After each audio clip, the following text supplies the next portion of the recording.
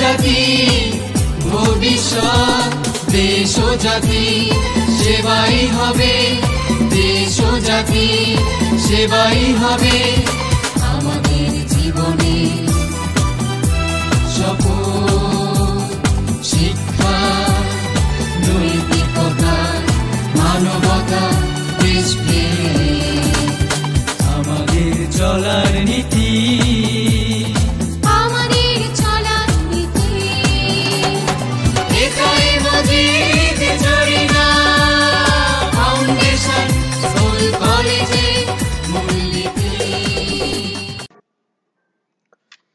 বিসমিল্লাহির রহমানির রহিম। একাদশ শ্রেণীর প্রিয় শিক্ষার্থীরা, আশা করি সবাই ভালো আছো। আমিও আল্লাহর আশীর্বাদ মতো ভালো আছি। তো তোমাদেরকে প্রথমেই অনলাইন ক্লাসে স্বাগতম জানাচ্ছি। আমি হামিদ শিকদার, প্রভাষক, ইতিহাস বিভাগ। এমসিকিউ আকারে যে কোশ্চেনগুলো এগুলো জানতে পারবে। দেখতে পাচ্ছ স্ক্রিনে একটা পেজ, স্লাইডে দেওয়া আছে কতগুলো এমসিকিউ কোশ্চেন। এর মধ্য থেকে আমি গুরুত্বপূর্ণ কোশ্চেনগুলো আলোচনা করব। তোমরা সমস্ত কোশ্চেনগুলোই তোমরা পড়বে। এক নম্বর কোশ্চেন দেখো, যে বুর্জোয়াগণ কোন শ্রেণীর অন্তর্গত ছিল? বুর্জোয়াগণ ছিল তৃতীয় শ্রেণীর অন্তর্গত, অর্থাৎ বুঝতে পারতেছে অধ্যায় হচ্ছে ফরাসি বিপ্লব। ওই সময় ফ্রান্সের মোট 3টা শ্রেণী ছিল, তাদের মধ্যে বুর্জোয়াগণ একটা শ্রেণী, এরা অর্থাৎ তৃতীয়। এরপরে মানুষ স্বাধীনভাবে জন্মগ্রহণ করে কিন্তু মানুষ সর্বত্রই শৃঙ্খলাবদ্ধ, এই উক্তিটি কার? এই উক্তিটি রুশো। ফ্রান্সে যাজকদের পরেই যে সম্প্রদায়ের স্থান ছিল তারা ছিল অভিজাত। লবণকরের সমর্থক কোনটি? গ্যাবেল। এরপরে দেখতে পাচ্ছ যে কাকে ফরাসি বিপ্লবের উত্তরাধিকারী বলে মনে করা হয়? নেপোলিয়ন বোনাপার্টকে। কাকে? 14 নম্বর কোশ্চেন, কাকে ফরাসি বিপ্লবের উত্তরাধিকারী বলে মনে করা হয়? Napoleon Bonaparte. কাকে ফরাসি বিপ্লবের জাত সন্তান বলে মনে করা হয়? নেপোলিয়ন বোনাপার্টকে। পরের স্লাইডে, পরের পেজ দেখো, দেখতে পাচ্ছ 1789 সালে কে ফ্রান্সের জাতীয় সভা অধিবেশন আহ্বান করেন? রাজা ষোড়শ লুই। অর্থাৎ ফরাসি বিপ্লবের সময় সর্বশেষ যে রাজা ছিলেন ষোড়শ লুই, তার আমলে মূলত ফরাসি বিপ্লব হয়েছিল। বাস্তিল দুর্গ ধূলিসাৎ করে দেওয়া হয় কেন? অত্যাচারী শাসনের প্রতীক ছিল বলে এটা ভেঙে দেওয়া হয়। সাম্য, মৈত্রী, স্বাধীনতা কোন বিপ্লবের অমর বাণী? 37 নম্বর কোশ্চেন, ফরাসি বিপ্লব।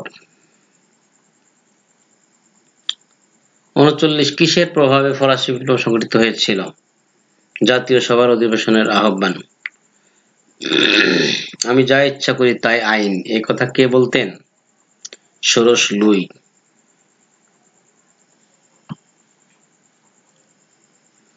অন্য একটি পেজ দেখতে পাচ্ছ, এখানে বেশ কয়েকটা এমসিকিউ কোশ্চেন দেওয়া রয়েছে।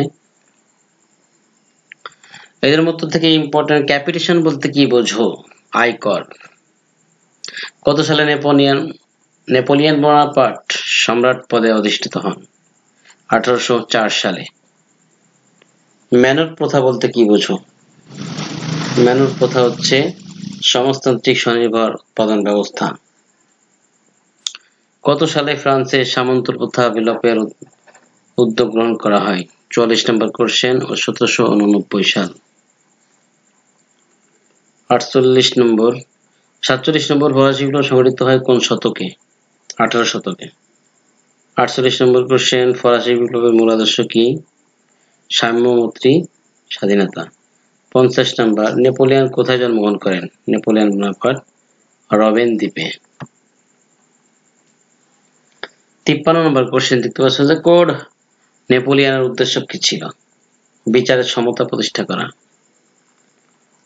এরপর 57 নম্বর কোশ্চেন, 56 নম্বর ইম্পর্টেন্ট, যে 1848 সালে যখন ফ্রান্সে যে বিপ্লব হয়, এইটা কি নামে পরিচিত ছিল? এটা ফেব্রুয়ারি বিপ্লব।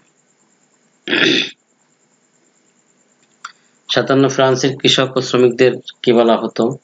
গরিব শ্রেণী। ফরাসি সমাজের প্রতিটি শ্রেণীকে কি নামে অভিহিত করা হয়? এস্টেট। উপনিবেশ কি? উপনিবেশ হচ্ছে একটি বিদেশি শাসন ব্যবস্থা। 71 নম্বর, ষোড়শ লুইয়ের অর্থমন্ত্রী ছিলেন কে? টুর্গো, নেকার না ক্যারন? সবগুলোই। এরপরে মানব জাতির ইতিহাসে প্রথম রাজনৈতিক বিপ্লব কোনটি? ফরাসি বিপ্লব। রাজা হিসেবে নিজেকে রাষ্ট্র বলে দাবি করতেন চতুর্দশ লুই, বলতো যে আই এম দ্য স্টেট। 65 নম্বর, বিপ্লব শব্দের অর্থ কি? আমূল পরিবর্তন। কনসেশন, কন্ডিশন গ্রন্থটিকে কি বিষয়ক গ্রন্থ ছিল? আত্মজীবনী। 74 নম্বর কোশ্চেন, ফ্রান্সের জেকোবিন দলের সদস্য ছিলেন কে? দান্তন, মরাট, রোবট পিয়ার? উত্তর হবে সবগুলোই। এরপরে আলোচনা করব আমরা বিষয়ক্রমে বহু নির্বাচনী প্রশ্ন উত্তর পর্ব, অর্থাৎ পাঠ ভিত্তিক। এক একটা পাঠে 10টি করে গুরুত্বপূর্ণ কোশ্চেন, টপ 10 টিপস।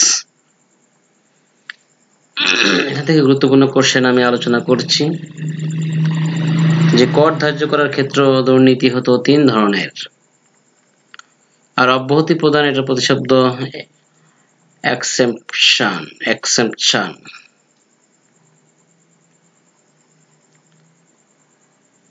ফ্রান্সের জনসংখ্যার অভিজাত সম্প্রদায় ছিল 1/5। প্রাক বিপ্লবের সময় ফ্রান্সে কর প্রচলিত 3 ধরনের কর। এরপর প্রাক বিপ্লব ফ্রান্সের সামাজিক অবস্থা, অর্থাৎ ফরাসি বিপ্লবের আগে ফ্রান্সের সামাজিক অবস্থা। যাজকগণ ছিলেন পেশাজীবী। এই সময় ফ্রান্সের সমাজ ব্যবস্থা ছিল 2 ভাগে ভাগ করা গিয়েছিল। অভিজাতদের মধ্যে স্তর ছিল 3টি। মন্টেস্কু কে? একজন দার্শনিক, ফরাসি বিপ্লবের একজন দার্শনিক। আর অধিকারপ্রাপ্ত শ্রেণী বিভক্ত ছিল 2 ভাগে। ফ্রান্সের রাজনৈতিক অবস্থা, আমেরিকা স্বাধীনতা লাভ করে 1776 সালে। বিপ্লব পূর্ব ফ্রান্সের বিচার ব্যবস্থা ছিল বিশৃঙ্খলাপূর্ণ। 12টি ফ্রান্সের 12টি পার্লামেন্টের বিচারক ছিলেন অভিজাত শ্রেণীর। বিপ্লব পূর্ব ফ্রান্সের আদালত ছিল 3 ধরনের। ফরাসি বিপ্লবে দার্শনিকদের অবদান, তোমরা জানো যে দার্শনিকরা গুরুত্বপূর্ণ ভূমিকা রেখেছিল। Montesquieu, Rousseau, Voltaire. তো ম্যারি ফ্রাঁসোয়া অ্যারোয়েদের ছদ্মনাম ছিল ভলতেয়ারের। দ্য স্পিরিট অফ ল এটা প্রকাশিত হয় 1748 সালে। Man is born free but everywhere he is in change, এটা বলেছেন রুশো। তবে elements of essay on universal history এর লেখক ছিলেন ভলতেয়ার। রুশো সর্বাপেক্ষা আলোচিত গ্রন্থ ছিল social contract. The chief prefect of the revolution বলা হয় রুশোকে। নিয়মতান্ত্রিক রাজতন্ত্রের সমর্থক ছিলেন মন্টেস্কু। বিপ্লবের ঘটনা প্রবাহ, মৌলিক অধিকার আইন বিধি ঘোষিত হয় 1788 সালে। রাজা ষোড়শ লুই অভিজাতদের সভা আহ্বান করেন 1787 সালে। ফরাসি বিপ্লবের ঘটনাবলীকে বিভক্ত করা যায় 4টা পর্বে, আর বুরবোর বংশের শেষ রাজা ছিল ষোড়শ লুই। দ্বিতীয় পর্ব, যে সংবিধান সভার প্রাধান্য ছিল বুর্জোয়া শ্রেণীর। ফ্রান্সে মানবাধিকার ঘোষণাপত্র অনুচ্ছেদ ছিল 17টি। ফ্রান্সের প্রদেশগুলো বিভক্ত ছিল 547টি জেলায়। তৃতীয় পর্বের মধ্যে ছিল আইনসভার সদস্যরা বিভক্ত হয় 4 ভাগে। দান্তনকে হত্যা করা হয় গিলোটিন একটা স্থানের নাম। টেম্পেলকে কারাকক্ষে বন্দী করা হয় রাজা যারা বিচারাধীনে ছিল বন্দী। ফ্রান্সে নির্বাচিত আইনসভা সদস্য ছিল 735 জন। ফরাসি বিপ্লবের চতুর্থ পর্ব। ব্যাংক অফ ফ্রান্স স্থাপিত 1800 সালে। প্রথম 1800 সালে একটা ব্যাংক প্রতিষ্ঠা করে bank of France. Child of revolution, নেপোলিয়নকে বলা হয় ফরাসি বিপ্লবের শিশু, কেননা বয়স মাত্র ছিল তার 17 বছর বয়সে সেনাবাহিনীতে যোগদান করেন এবং এই যুদ্ধে সরাসরিভাবে সম্পৃক্ত ছিল নেপোলিয়ন বোনাপার্ট। নেপোলিয়ন বোনাপার্টের মাতার নাম ছিল লেটিজিয়া।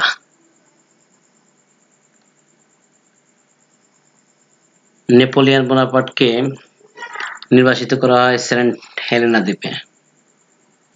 নেপোলিয়ন ফ্রান্সের অর্থ ভাগ করেন দুই ভাগে। নেপোলিয়নের একটা উক্তি আছে যে ফরাসি জাতি স্বাধীনতা বা গণতন্ত্র চায় না, তারা চায় সাম্য। ফরাসি বিপ্লবের ফলাফল ও প্রভাব।